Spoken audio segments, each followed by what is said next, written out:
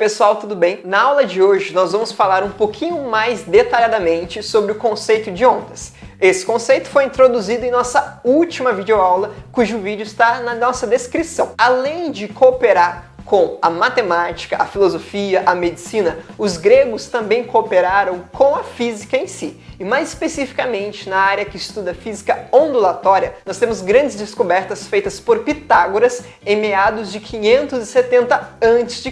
Pitágoras acreditava que a música era como um elemento natural que provinha da própria natureza, assim como os outros elementos. E ele produziu um equipamento que se chamava monocórdio. Esse equipamento consistia em uma caixa, que nós denominamos uma caixa ressonante, que tinha uma corda presa na parte de cima dessa caixa. E entre a corda e a caixa havia um suporte que poderia ser movido de um lado para o outro sob a corda.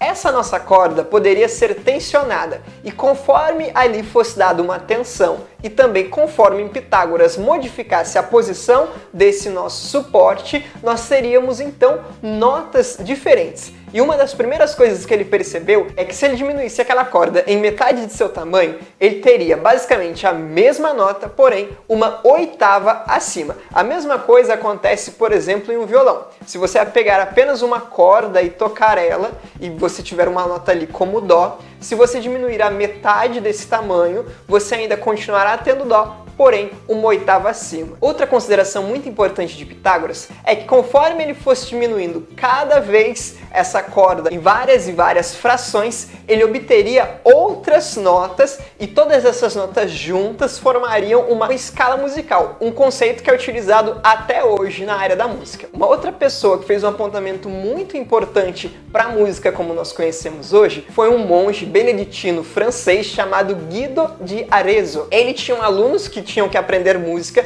porém seus alunos tinham muita dificuldade em localizar determinadas notas, por exemplo, em uma partitura, na música que eles estavam estudando. Então Guido foi quem colocou os nomes que conhecemos como Dó, Ré, Mi, Fá, Sol, Lá, Si nas notas. E ele fez da seguinte maneira: havia um hino que eles tinham o costume de cantar e ele pegou a inicial de cada uma das palavras, de cada uma das partes deste hino, e conforme essas iniciais na música em si iam crescendo lá junto com aquela escala, ele foi denominando cada uma das posições com uma das palavras que correspondia à nota que ele queria cantar com aquela música. Como, por exemplo, na estrofe onde ele diz Resonari fibris, ele queria ali com o Ré a nota Ré que nós temos hoje. E assim temos então desde o Dó até o Si com esse monge. Naquela época o Dó não era muito bem o Dó, era Uti, mas essa conotação foi trocada com o passar do tempo.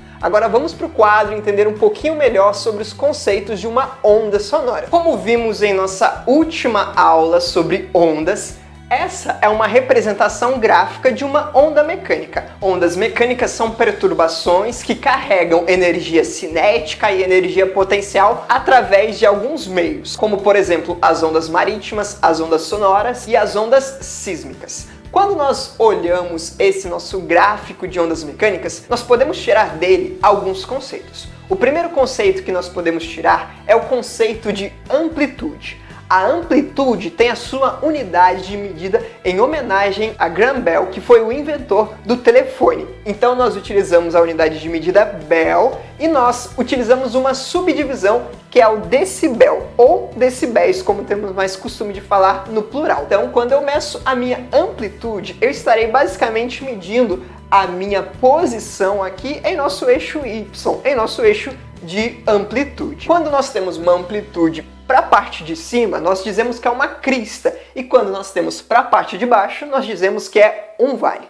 Nós também temos o conceito de comprimento de onda. O comprimento de onda é a distância entre duas extremidades, duas cristas ou dois vales. E para essa medida nós utilizamos a letra grega lambda. Outro conceito importante dentro de nossas ondas mecânicas é o de frequência. A frequência é a quantidade de vezes que uma onda mecânica oscila por um espaço de tempo. Então aqui em nosso exemplo nós temos esse espaço que seria basicamente de 1 segundo, e nesse espaço de 1 segundo nós temos 3 oscilações. 1, 2, 3 cristas, de igual forma 1, 2, 3 vales, podendo assim dizer que essa nossa onda tem uma frequência de 3 Hz, que é a unidade de medida da frequência. E podemos representar a nossa frequência através dessa fórmula, onde frequência é igual a 1 dividido pelo nosso período. E o período é o que temos aqui em cima. Ele vai corresponder à quantidade de tempo que demora para ocorrer apenas uma oscilação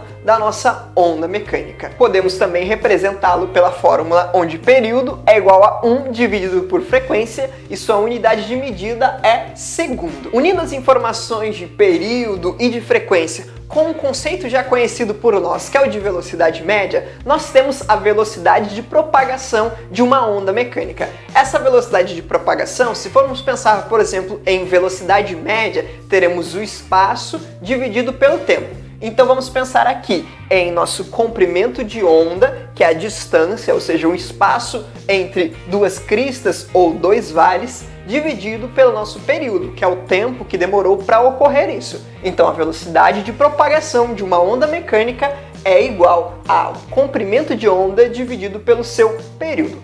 Caso eu não tenha a informação de período, mas eu tenha a informação de frequência, é a mesma coisa. Comprimento de onda, porém agora vezes a minha frequência. Aqui eu estou multiplicando porque, fazendo uma operação matemática de um número dividindo uma fração, é a mesma coisa do que eu repetir esse número e inverter a minha fração, ficando então que velocidade de propagação é igual a comprimento de onda vezes a minha frequência. Em alguns momentos no seu dia a dia você pode ouvir falar um pouco sobre altura. Esse som está muito alto ou essa música está muito alta para mim. Entretanto, o conceito de altura pode ser um pouco mal interpretado no ambiente da música quando ele não é colocado em uma frase da maneira correta. Além da altura, nós temos o que conhecemos como intensidade. E muitas das vezes, quando falamos em altura, estamos nos referindo à intensidade em si. Ela corresponde à minha amplitude. E seria a mesma coisa do que quando eu aumento o volume da minha televisão, eu estarei aumentando a intensidade desse nosso som. Ou quando eu estou diminuindo o volume, eu estarei diminuindo a intensidade. Consecutivamente, aumentando e diminuindo a minha amplitude. Entretanto, a minha altura já está relacionada com a frequência da música que eu estou cantando ou do som que eu estou ouvindo. Então, quanto maior a minha altura, será maior a minha frequência. E quanto menor a minha altura, será menor a minha frequência.